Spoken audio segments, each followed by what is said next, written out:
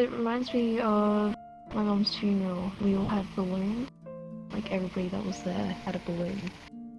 And everyone would let go of the balloon.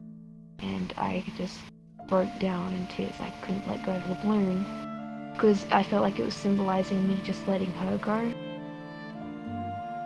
And I wasn't ready to do that.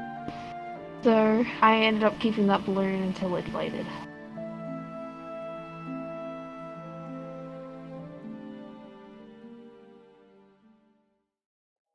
First of all, why is this your favorite world? Because it's pretty. No, it's pretty. I mean, is that all? It's like a train. You're in, we're in space apparently, or the space sky. There's stars coming down. Pretty colors. Pretty colors. I guess it's just pretty. It's fun to it's good to look at and think. So so you come here, when you just want to like relax and think about stuff. Yep. Sometimes. Okay. Well, you don't have to give your exact name, but what would you like everyone to know you as? Speedy. Speedy. Same thing. You don't have to give your exact age. You can give an age range. I'm 16. Okay. And just so everyone knows, in Australia, 16 years old is the age of consent. Please don't shoot me. All right. Okay. So, moving on. So, where do you live? Well, where were you born and where do you live now? I was born in Australia, Gold Coast, and I live in Australia, Gold Coast. Okay. So, you obviously speak English. Do you know any other languages, or are there languages that you're interested in learning? I do not know any other languages, but I would love to learn Japanese. Popular answer, of course. Because then you can watch anime without subtitles.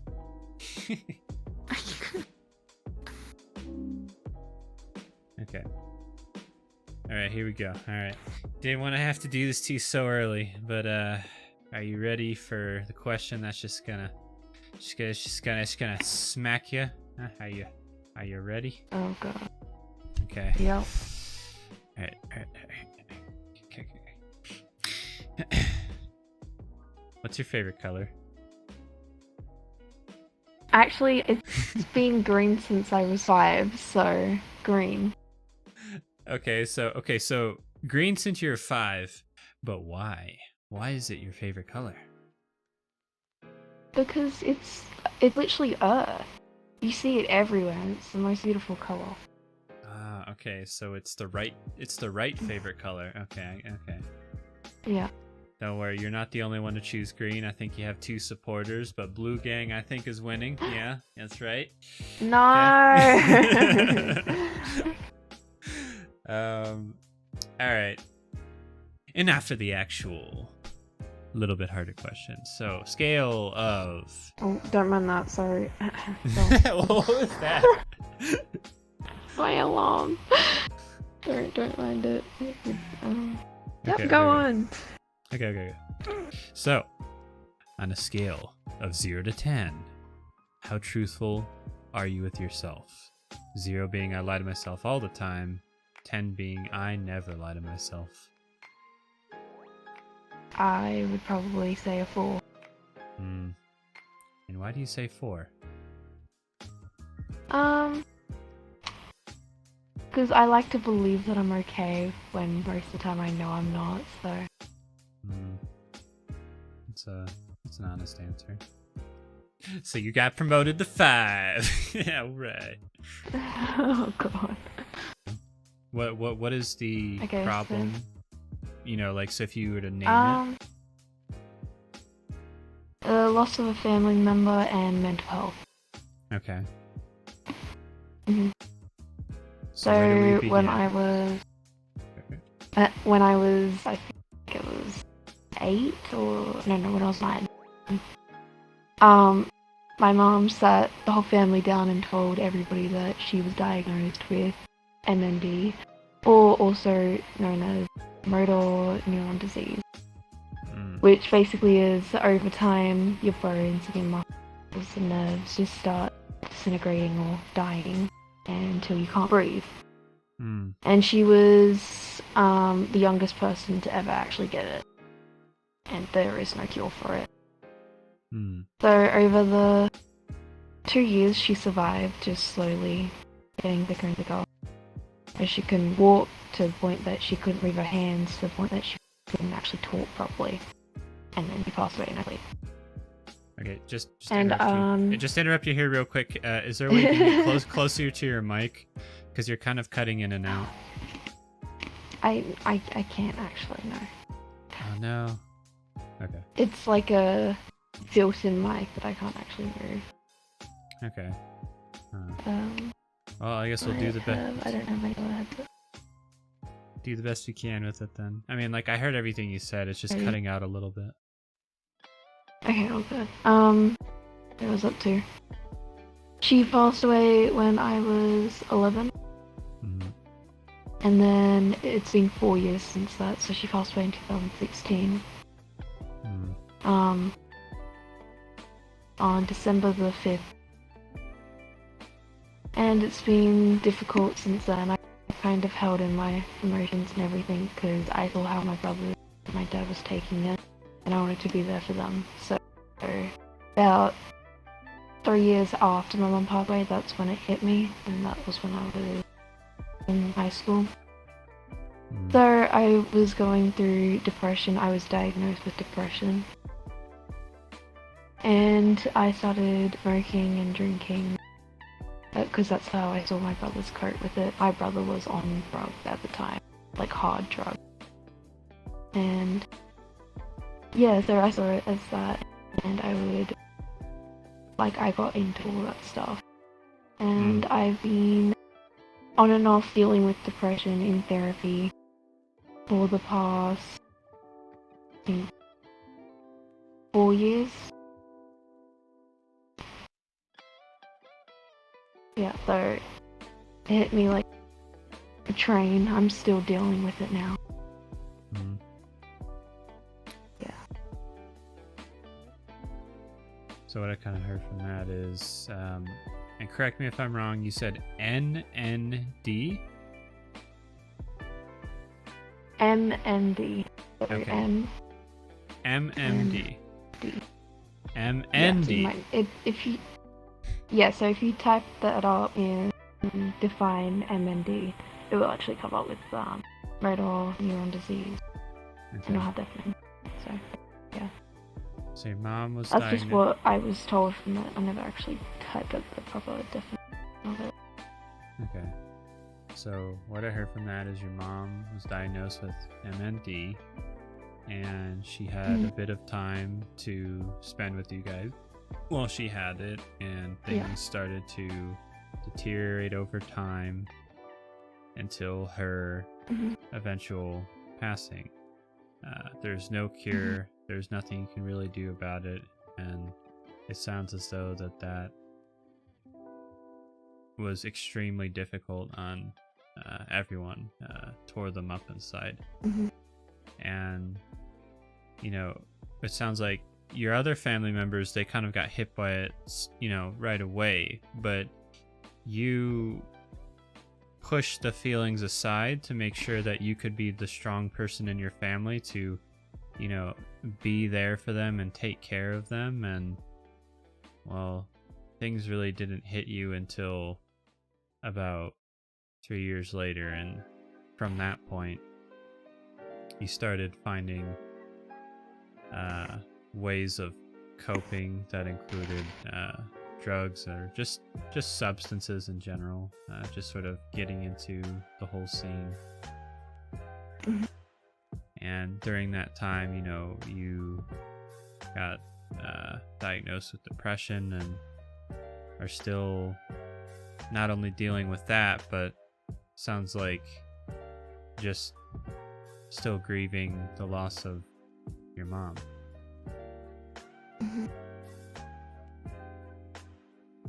what's the hardest part about continuing on without her?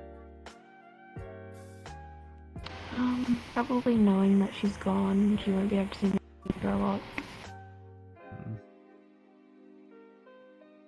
So when different holidays and birthdays and maybe special events came around, did that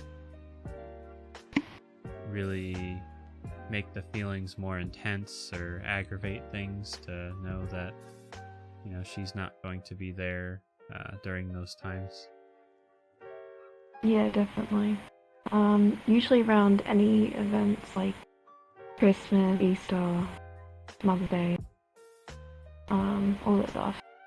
The whole household, all my brothers, myself, my dad, we all play up, we all act different because we know that she's not there with us, and it's very difficult because we've got to try to be like normal kind of how you say, but while we're just sad and angry. Usually, most of the time, at least one of us would lose somebody close to us. So, my brother, he lost his girlfriend a little after Christmas because he was acting different when I wasn't here. For me, Easter, I had a massive breakup with my girlfriend. And I found out that she was just using me. And yeah, my dad lost a couple people too, so it's just difficult for the whole household around those times. Different relationships going on between you, your dad, your brother, a really harsh breakup with you and a girl that you were dating at the time. And whenever, you know, any event rolls around, everybody sounds like they're just trying to, you know, put on the mask, you know, everything's okay, try to be normal. And then what it sounds like is behind closed doors, all of the anger and sadness just starts to come out. Which makes sense because when I first met you, you were really angry Australian. I'm just like, you know, I don't feel like that's you know, an Australian thing. I feel like something's going on there, and I was right. I was just in a very. No, it was a fun time though. I was being funny, trying to at least. Yeah. Yeah, if by being funny you go to the Just Be world and you tell everybody who and you know rings on the door to fuck off. Yeah, very hilarious. What's that been like? Just kind of keeping it inside for the past 3 to 4 years. I definitely did realize that I was doing that, and it was difficult for me to actually tell myself that was happening.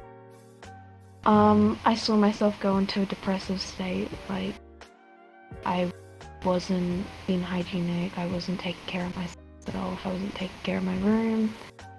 I was just, you know, very sad. I wouldn't, like, talk to people at school. I would always keep by myself. I was always the quiet kid in the back of the class. And the way I took it was that I just tried to ignore that. I knew that I was ignoring my feelings. So, yeah, it just took a while for me to realize, and over time I did start getting better. Started telling myself that I am getting better, which in my brain, like, I kind of just knew I was. And I started to get everything back normal, and then I just had a full downfall.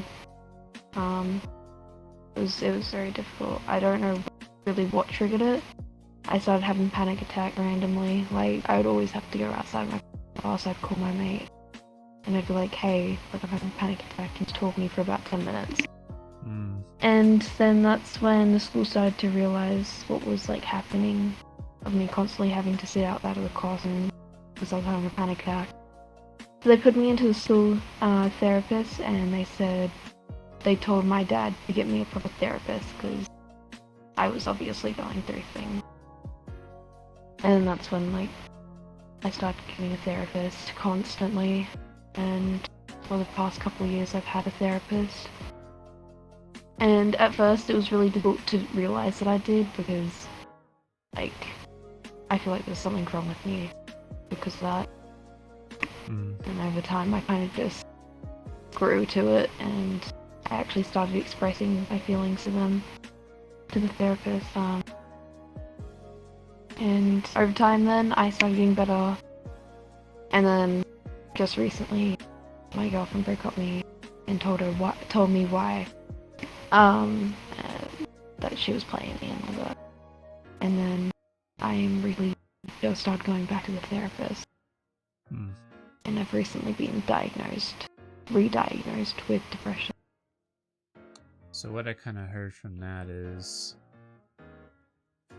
as best or as much as you tried to push things away, to bottle things up, it sounds as though that it came out in different ways, and one of those ways was anxiety and panic attacks, just wherever, not necessarily only at school, but that's kind of where it came up the most, because school, we're learning new things, it can be stressful, there are tests, there are people, so a lot of things going on there, and just kind of eventually led to getting some help and some structured therapy. And you didn't open up at first, but eventually kind of came around. And leading into the next question I thought of as well, did you feel as though you worked through the loss of your mom, or more so just kind of trying to get better and out of depression? Yeah, I think I'm still not over my mom. Like, it's still very difficult for me to even properly, like, think about it.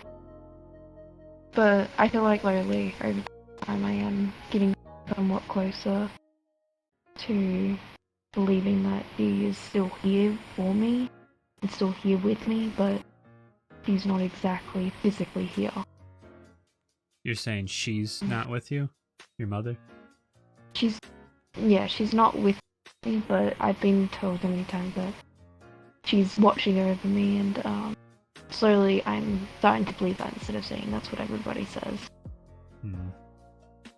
Have you ever heard of the oh, go ahead. No, go ahead.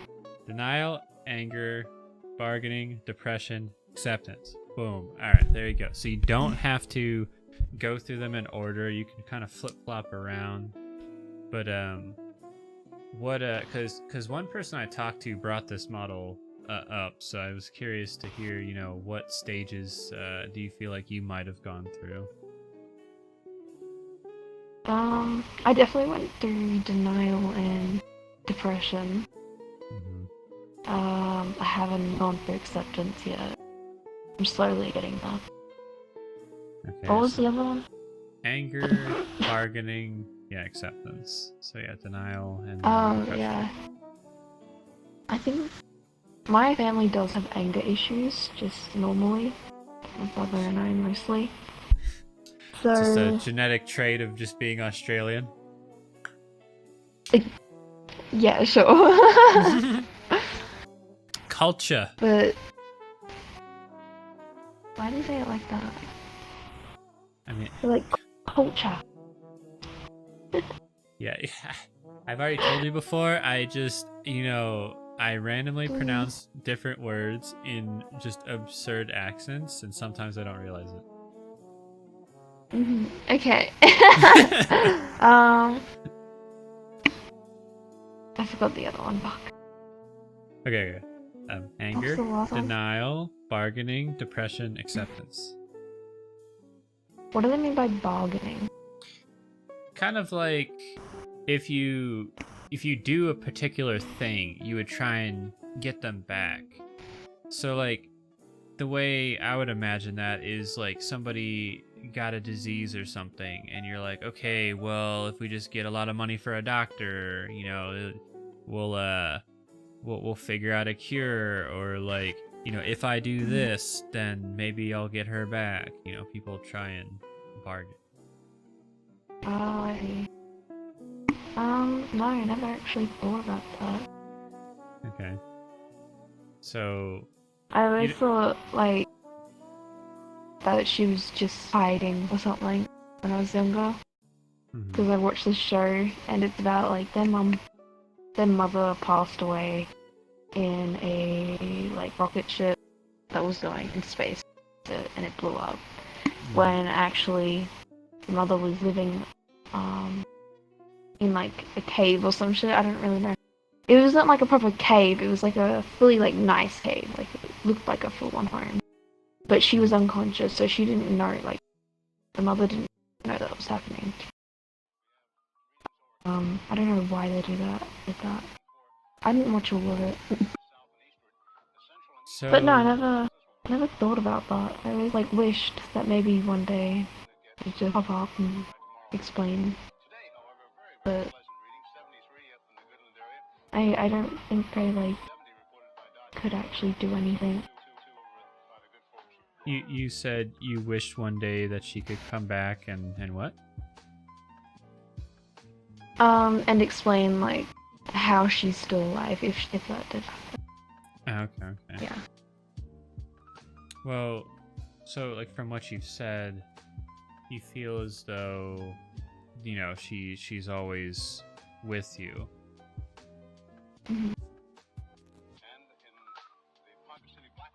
And you know, another person had talked to, you know, just it being so difficult to let who they lost go, because it would actually mean that They're losing them. yeah, you'd have to say goodbye. So what are your thoughts on that? Well, it reminds me of my mom's funeral. We all had balloons. Like, everybody that was there had a balloon. And everyone would let go of the balloon. And I just broke down in tears. I couldn't let go of the balloon. Because I felt like it was symbolizing me just letting her go. And I wasn't ready to do that. So I ended up keeping that balloon until it deflated. It's, I don't know, it just, like, went really small. And then I found one day, like, it was just gone. I got very sad. How long ago was that? That was still in, December 2016. That was just a while after my mom passed away. So we had a funeral a week after she passed away. And then about, like, a couple of weeks later, after that, that's when the balloon was no longer in my room, and I didn't handle it very well. Because I felt like that was the only thing that, you know, reassured me that she's still here. And where do you feel like you're at today with that feeling? I'm definitely better than what I used to be. I can,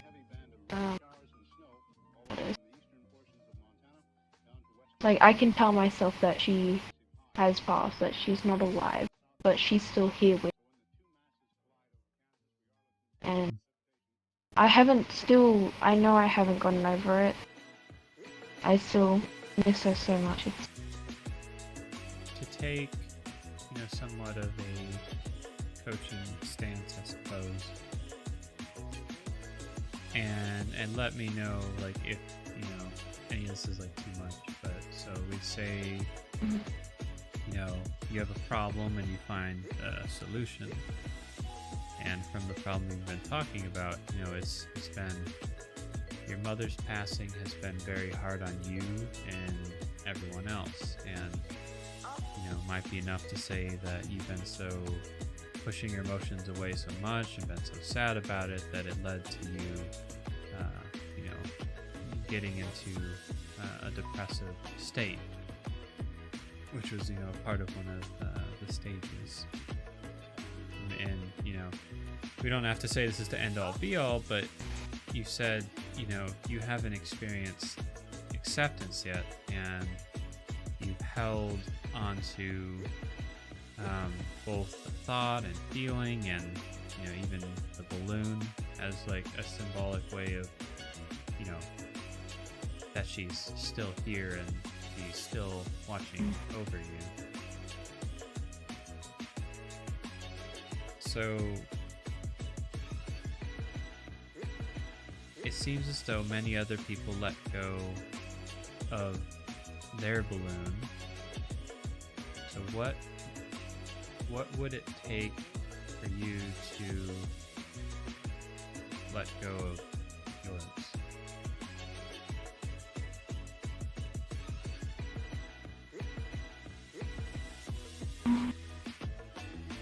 Probably just time. You feel as though I feel like I just need. Yeah, I feel like I just need more time.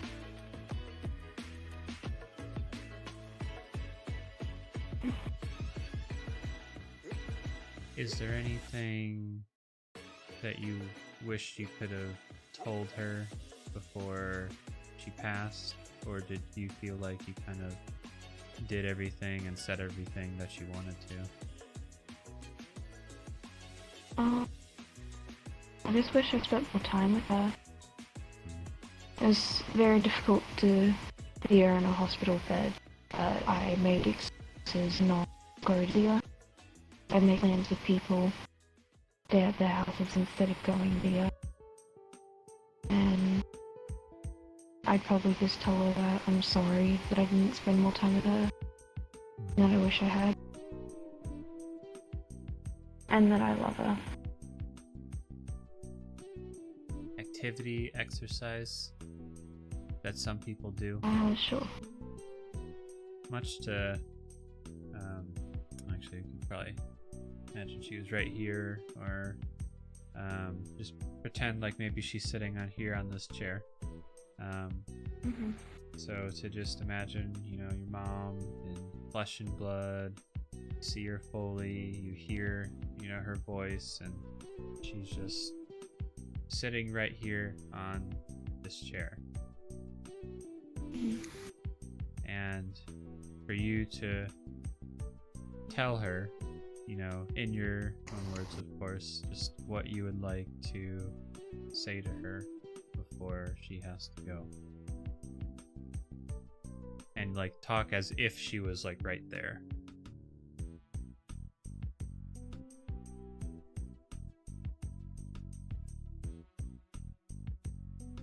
I'd probably be speechless. I probably wouldn't say a word. So, hi Mom. It's nice of you to join us. I know you don't have much time, but Speedy would like to say something to you before you have to go. I'm with you.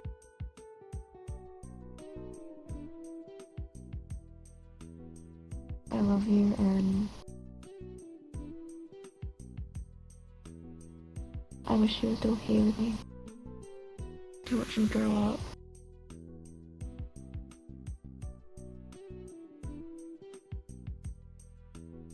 Sorry. Okay, and this might be a little bit hard to try, but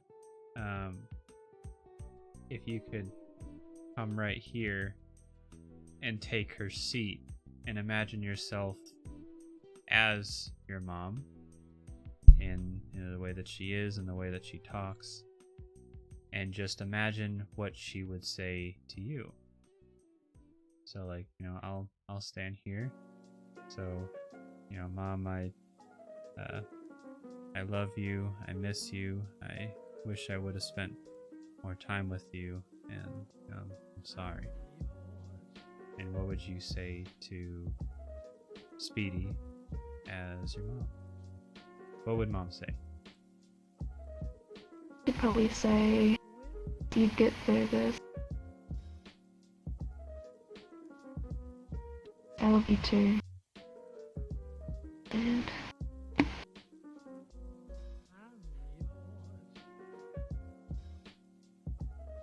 take care of your father."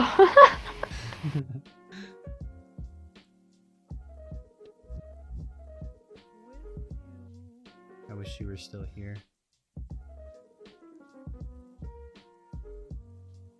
I am there, but it's not physically.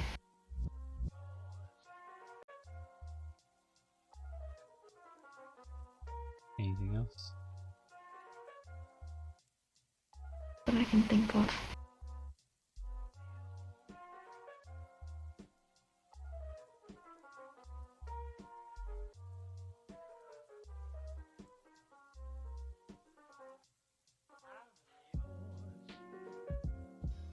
You think maybe she would be encouraging in some way?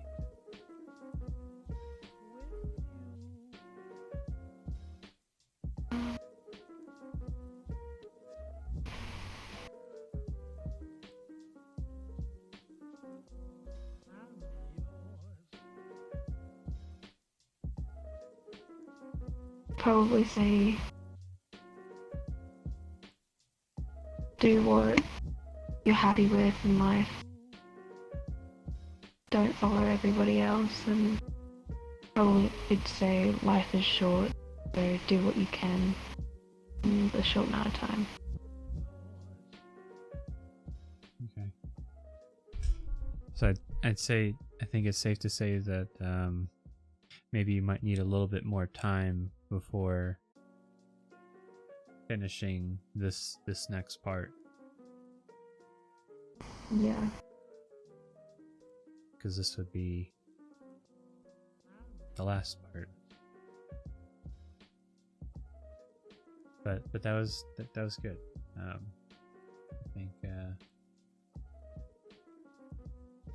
think that was good.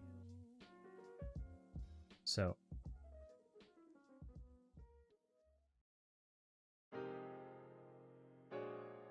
now we sort of, we talked about what would be, the solution to this struggle that you're going through. Because I'd say that, this did happen in the past, but it's something you're still dealing with. And, you could say processing it is one, time is another, and, as you said, doing what makes you happy and not following everyone else, as your mother's words of encouragement, would be sort of how to move on in life, knowing that, that she's gone. So now I would ask, throughout this time and up until now, what has helped the most?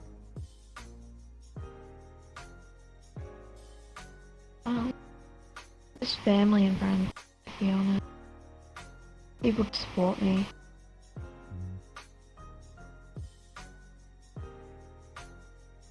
So when you Mostly my brothers have been probably the most supportive. Always there for me. And how did your family and friends support you? Just me knowing they're there for me and I'm not alone. And being able to talk to them if I need to. And on the opposite side of the coin, what has made things worse? What's not helped?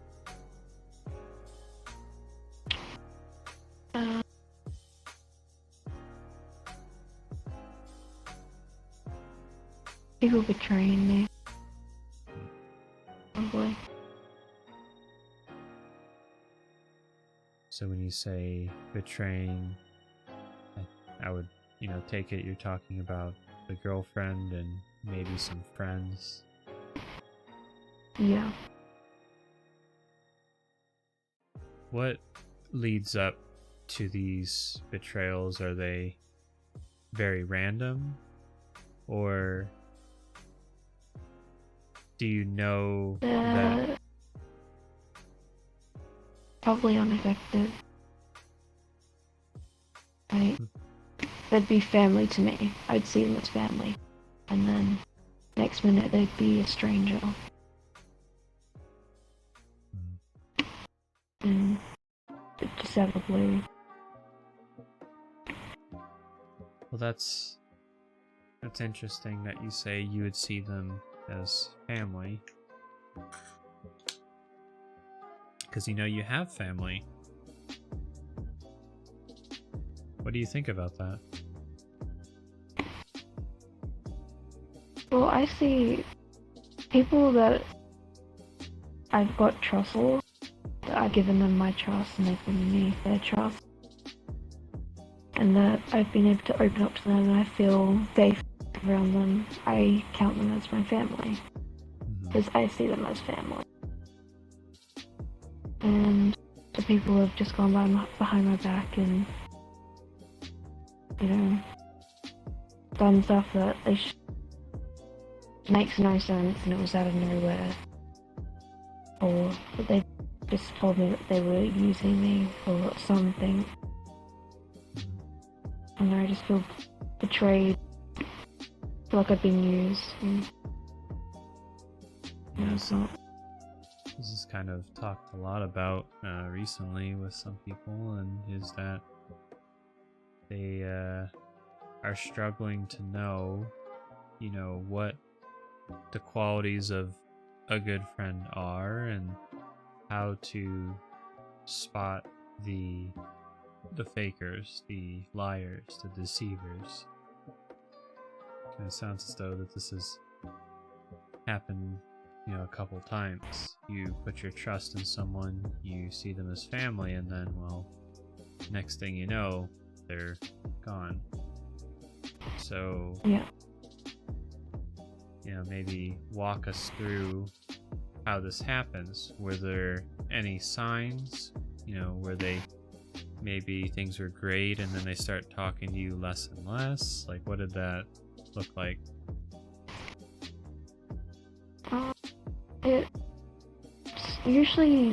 It's very easy to cover up your emotions towards somebody.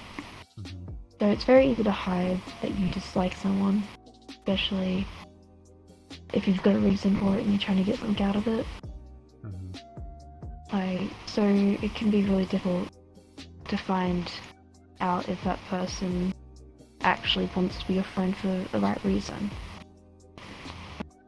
So I would just say trust your gut, but a feeling that, you know, one of your closest friends that you've known for about 2 years just slightly acting up in a way, not acting like their usual self, and you feel like that they might be using you, or, oh yeah.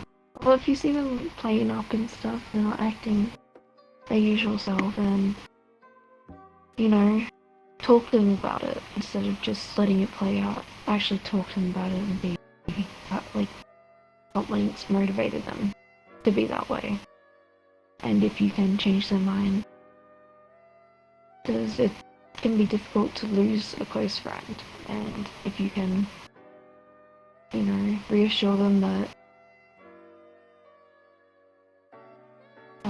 reassure them in a different way, that, you know, you still have them as a friend, or, you know, if you count them as family. And that's probably the biggest fear for most people, is losing people close to them. Right. And, well, I mean, I'm gonna have to say it, you are on the younger side, and one thing that, you know, we all struggle with growing up is kind of figuring out who, you know, or who and what a good friend really is, because once we figure that out, it kind of throws everybody into like an arena of, and and you kind of find out that not a lot of the friends you have or might have had ever made the cut. So like, just off the top of your head, what are the qualities of a good and close friend?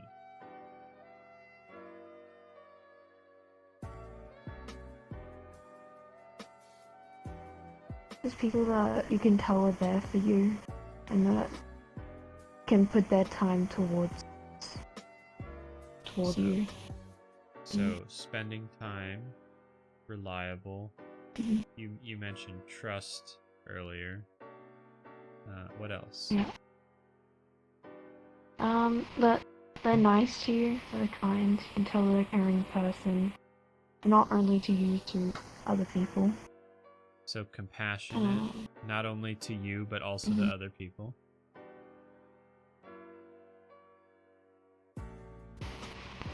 But they're overall genuine person, and they can relate to the things that you're going through, and that they're able to listen. So active listening, they're authentic, so they're not being fake to you or other people. So there's some sort of authentic consistency. Thank you. You actually named off a lot. Good job. So that was like about 7 boxes to check off. So when you think about a good friend, they're gonna have all these boxes checked off organically. No problem. Do you have someone in mind who maybe doesn't have all of those qualities that you maybe thought was your friend? I did have a really close friend about a year ago, and he started being toxic towards me. And I brought it up to her, and then she called me a whole bunch of names, and I called her out on some stuff which was not good on my part. I shouldn't have, but she just left it there and said that we're no longer friends. But the main thing is that I was able to get out of that friendship before it got any worse. Sorry, did you have something to say about my singing? Are you judging me? No. No. No, I don't know what you're talking about, man. Okay. I went to say man and then say mate at the same time, so I was like main. Main. Yeah. So what were the signs? So you noticed that they started acting up. And I could tell that they were talking about me behind my back to other people, like the glare. She was more like strict with me, so I couldn't have fun with her without her being like, "Oh, you're so childish," or just insulting me. So that's at that point I'm straight away like, yeah, no, she's being toxic now. I don't want to be friends with her. So it sounds like all the boxes just kind of suddenly became unchecked, blank, see you later. You actually had the bad things start getting checked off, so they're toxic, they're talking behind your back, they're doing other nasty stuff. And from that point you kind of just left. But so when you first met this person, and for how long you knew them, for those you said I believe 2 years, how many of the 7 boxes we talked about were checked off? Like, if you were to really be honest with yourself, were all 7 there? With her, I guess back then I didn't really care. I just wanted to have friends because I was always like by myself with it. And she was the one person that would actually reach out, and that was basically nice. She was nice. She was always nice towards me and stuff. I could tell she was pretty, bitchy to other people. And then kind of just... So we talked about trust, reliability. You guys have fun, get along together, similar interests. But compassion, not just for you, but for other people. So right there, that's kind of a warning sign that, hey, she's really mean to other people. And if you've ever heard this before, how somebody talks about someone else is how they're going to eventually talk about you. It sounds as though, that was, already one sign that things might not be as they seem. Was there any other things that you might have saw start to go wrong over time? And you could talk about this with another person that you've met online or in person if it's easier. No, not really. She didn't talk to me as much anymore, or in like the way that we used to talk. She was more on her toes. So she was very she wasn't laid back anymore, which is a key thing for me because I love laid back people. Right.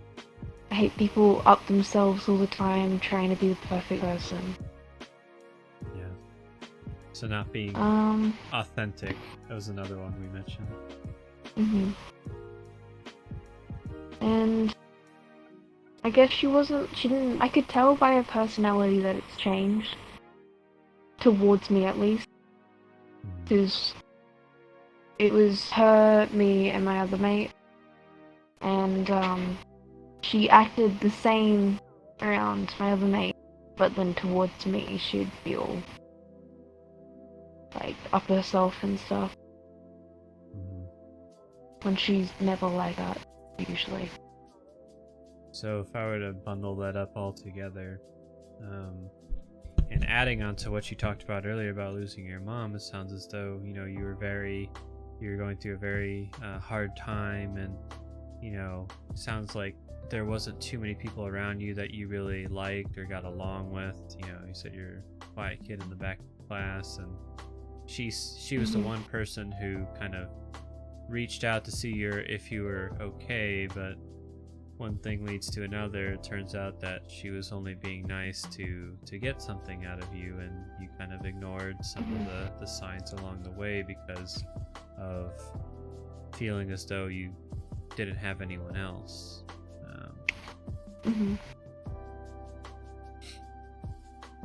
So moving forward into the future, once you become aware of what a good friend really is, you kind of don't go back.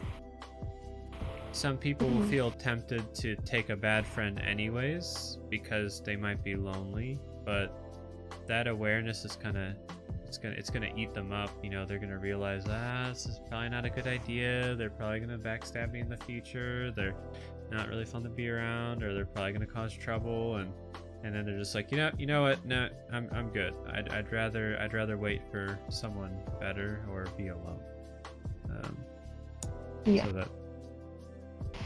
So like that. For me, I've been able to notice that, but then I've also been able to but I've also wanted to still be friends with them. So I'll know that, later on they're gonna go behind my back.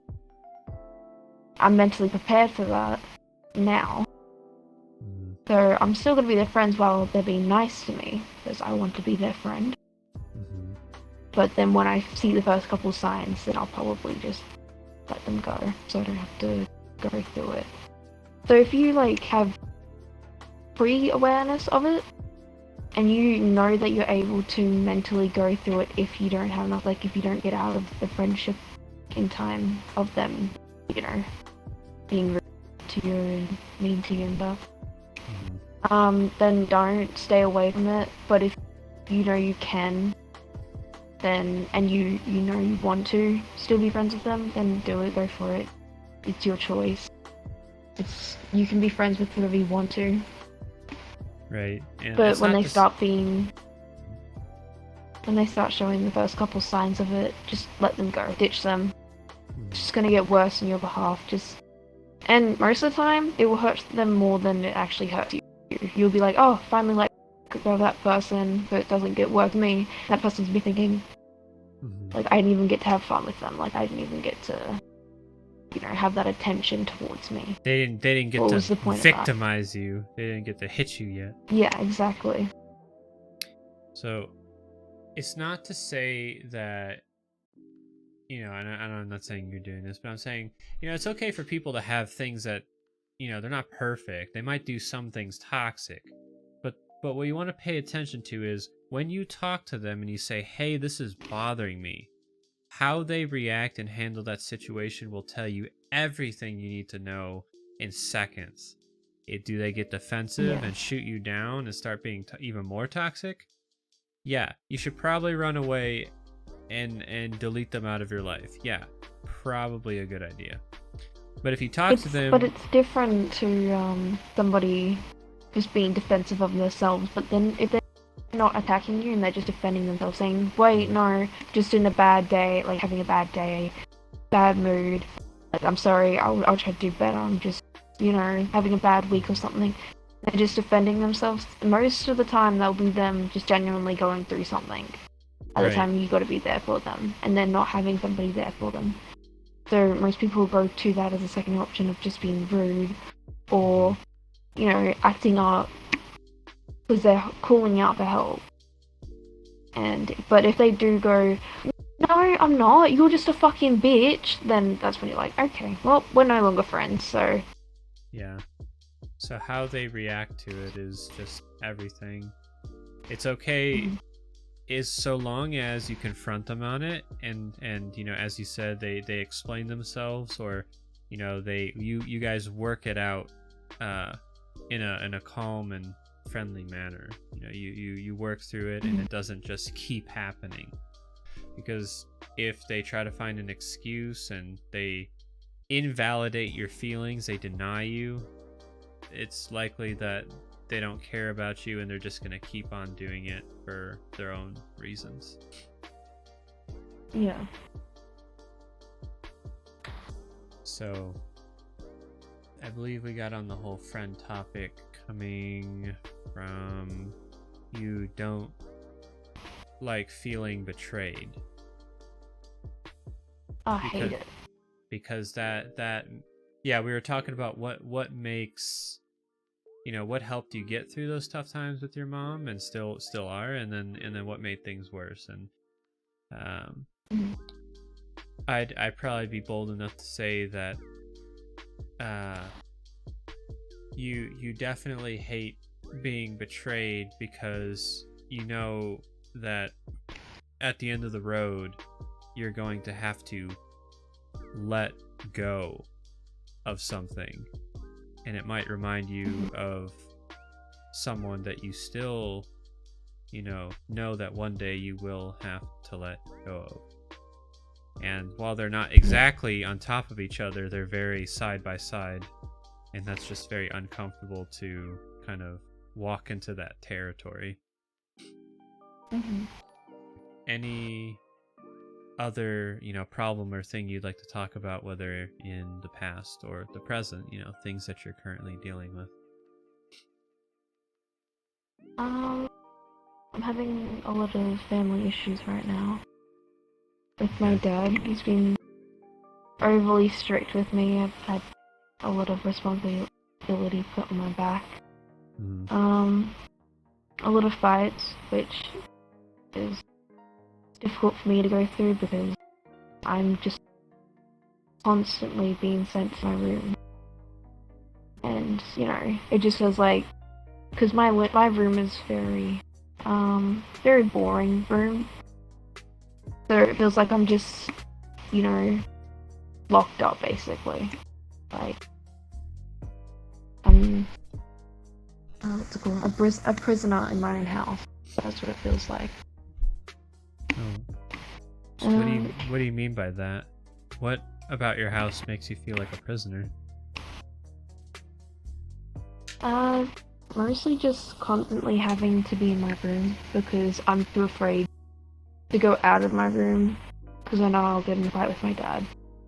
Usually, what are the factors that lead to an argument with your dad?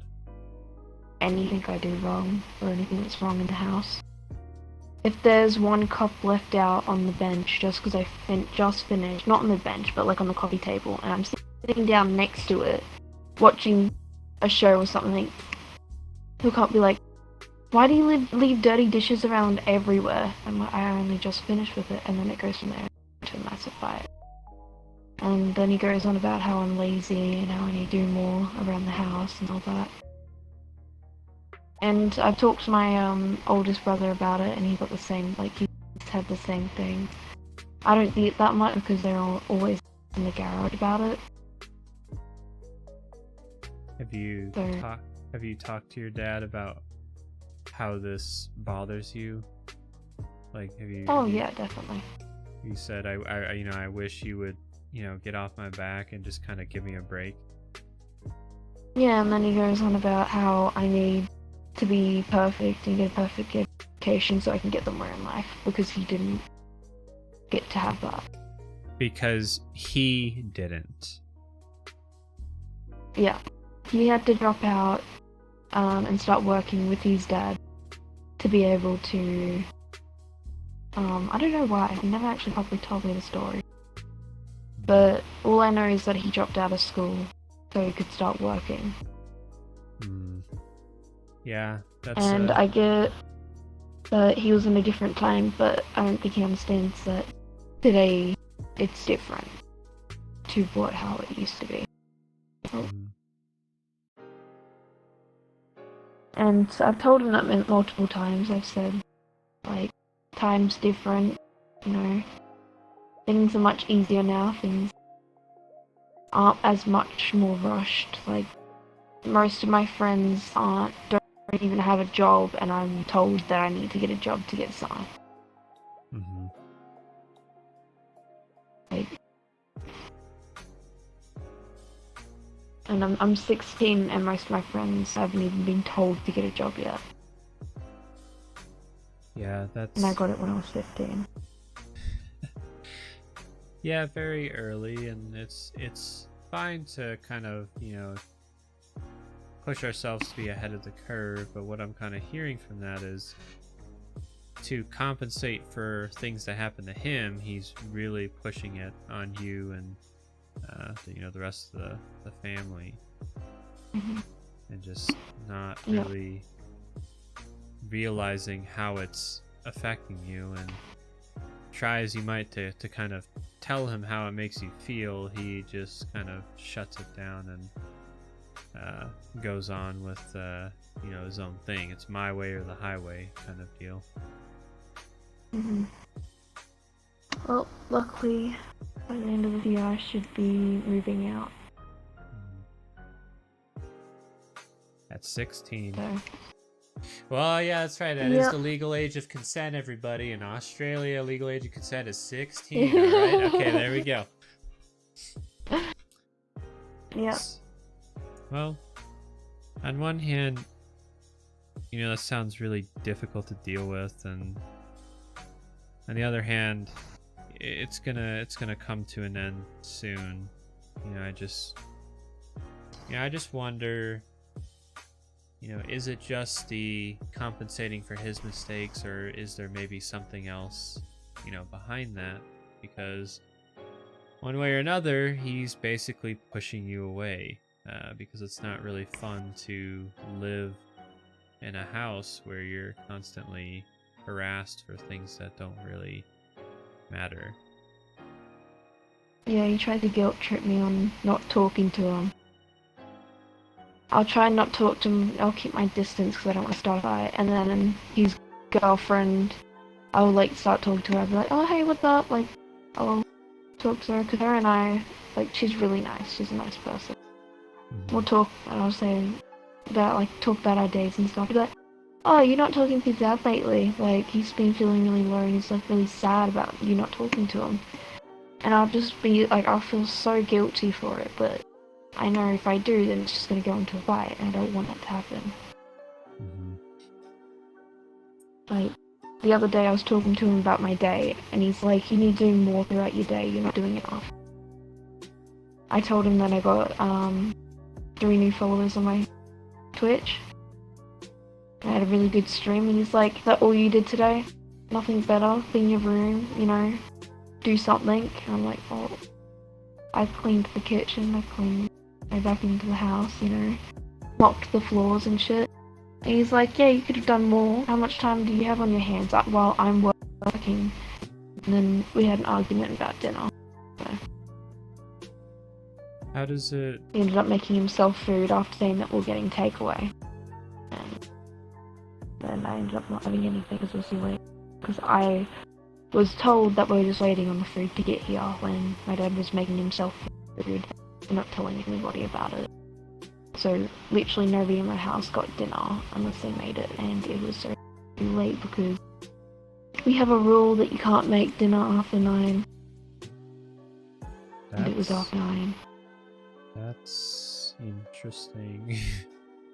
Sounds, Yeah, because he's usually on, he's asleep on the couch at that time, and if we're too loud, we'll wake him up, so. Okay, that makes sense then. But it sounds like it's really hard to deal with your dad when he doesn't support you and isn't understanding, isn't home, he doesn't validate your feelings. Instead, he's very dismissive. He says you haven't done enough, and you know, you know, you in your mind and in your heart, you know you've done enough. You've cleaned the house and made food and done, you know, well at school, and you're doing fine. But you know, he still doesn't acknowledge that, and you know, sounds like that's just really hard to deal with on a regular basis. On top of that, because of that, you know, you're put in a hard place. I don't want to argue, but I feel guilty for not talking to you, and here we are in that middle space. Like, Okay. I've memorized the times that I have to go from the couch or like go from outside of my room to my room. That's the times that he gets home.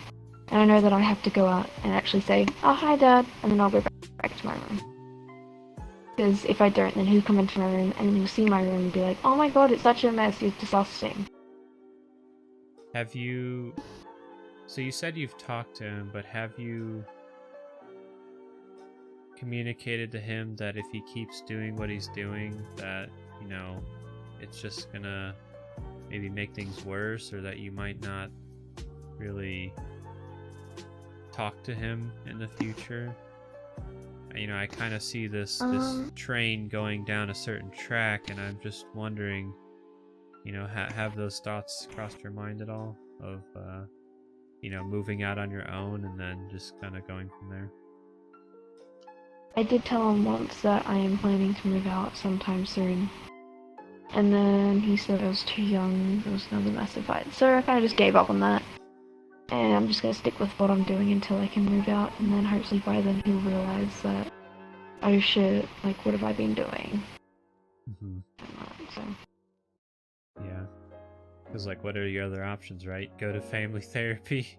You've talked to his girlfriend. She probably tried, wasn't successful, and you've tried talking to him a million times, and he's just not hearing it. So, yeah. Well, he believes that he's right because he's more wise. He's had more experience.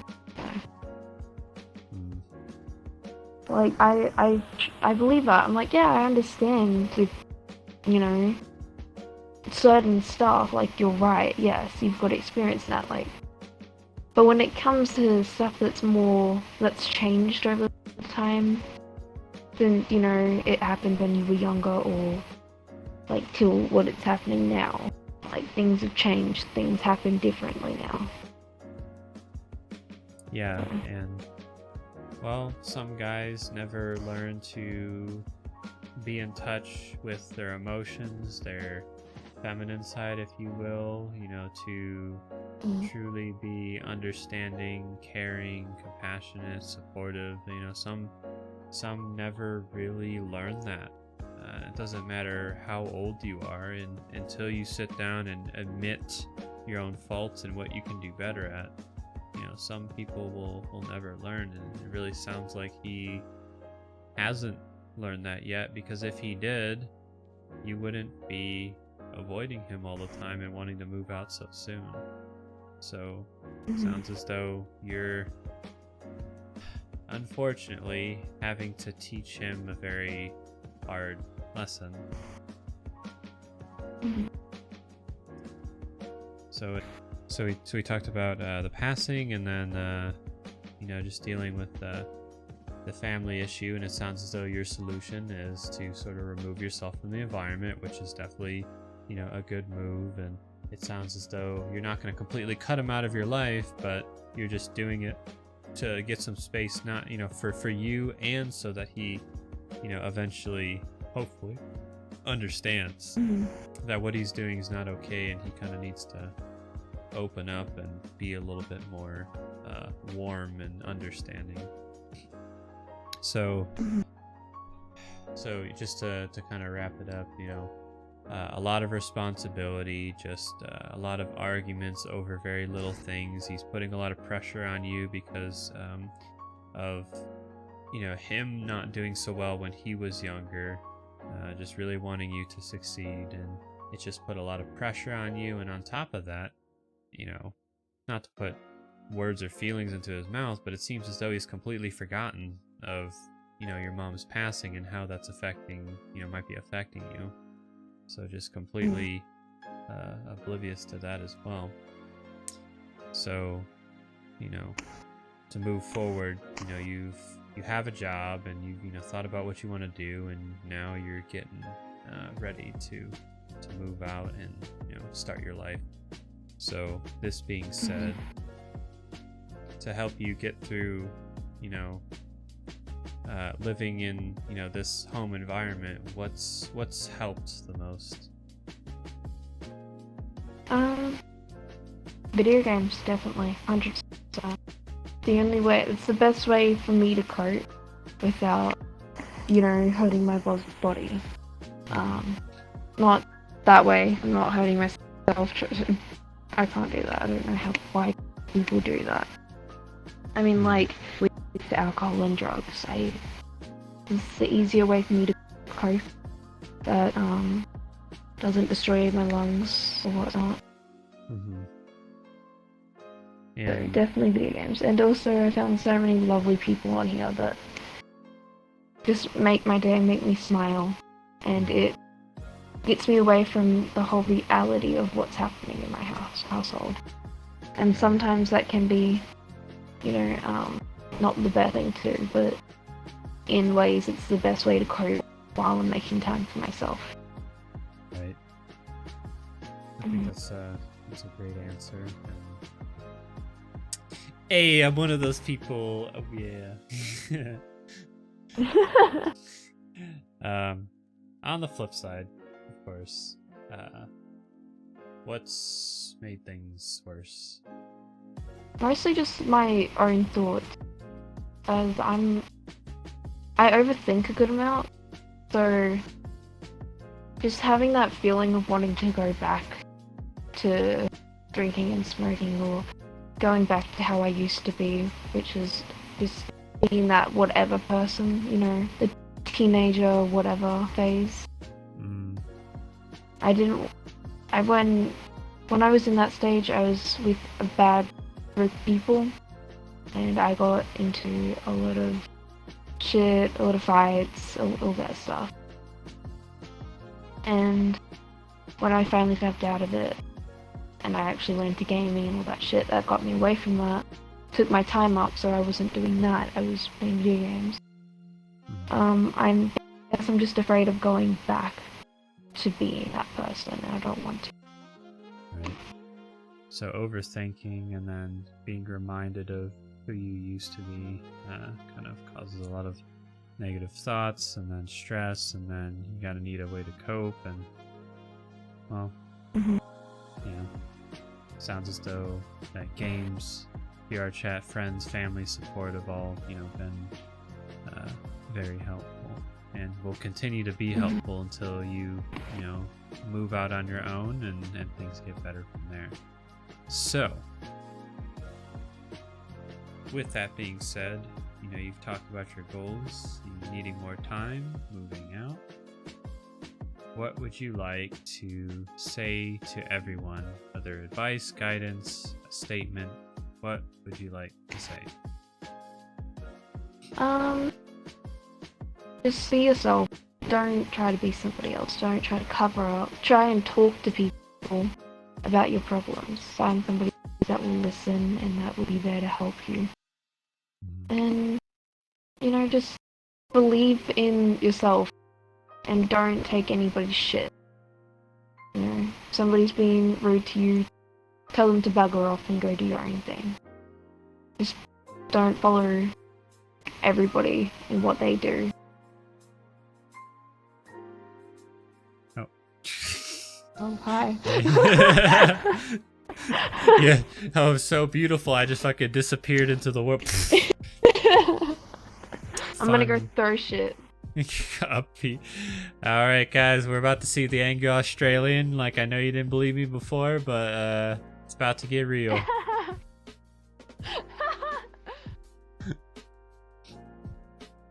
God, she's moving so fast. Oh god, I can't even keep up. Oh god. I know, I'm Speedy, bro. That's why my name's Speedy. I can't pick up stuff. Oh, okay. Oh, happy birthday to the ground. Oh, god, no. Oh my god. Ooh. Can I have one? Yeah. Yeah, there you go. Oh my god, I'm rich. Look at all the money. Don't touch my money, I'm rich. Alright. Alright, ladies and gentlemen. Oh, there she comes. Here comes Speedy coming round about the angry Australian. Something funny! Of course.